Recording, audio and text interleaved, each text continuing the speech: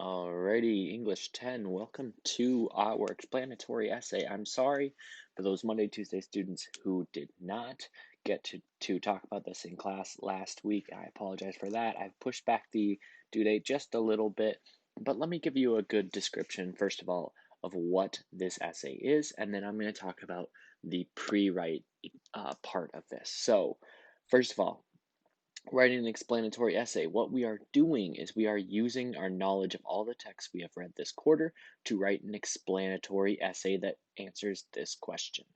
What is the allure or the attraction of fear? It's this essential question we've been asking ourselves all quarter as we have been reading our text. We've been wondering, okay, how are they using fear? How are we talking about them? And why is it so attractive to some people? So what you're going to need to do is you need to support your ideas with references to 3 of the texts we've read in class. We've read Click Clack, The Outsider, Wendigo. You should have done this at home last week. Where is Here? We read that a couple weeks ago. The Raven, we read that in class, and that nonfiction article I assigned you guys a couple weeks back as well. You have you have 6 texts there. You need to use 3 of them to answer this question. And I'll explain how to do that in a little bit. But before we do that, let's talk about elements of an explanatory text. An explanatory text or explanatory essay describes and summarizes information garnered from several sources on a concept. Essentially, what you're doing is you are taking multiple sources that you have read. In this case, your sources are right up here, and you are using quotes from them to prove a point. An effective explanatory essay includes a clear thesis statement, which we'll talk about later, facts and evidence from many credible sources, that's what these are, a clear introduction, body, and conclusion. Again, we'll talk about that in a later video. Precise word choices that suit your audience and purpose, so make it sound good.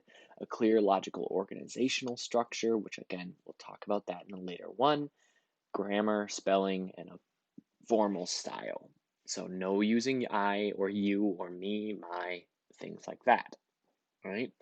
So finally, in this essay, I'm going to ask for 2 to 3 pages.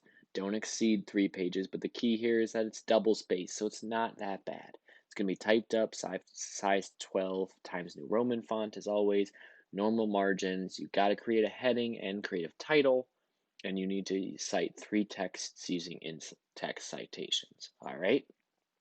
Here's the essay rubric. You are going to be assessed summatively right here for strong and thorough textual evidence and write an informative text. So those are what you're getting summatively. These will be formative standards writing process. We'll talk about that in the last week using words, phrases, and clauses to link the major sections in my paper and your command and understanding of the English language. All right, so this is just a brief overview of what the essay is. I'll talk more about how to formulate it in the next video.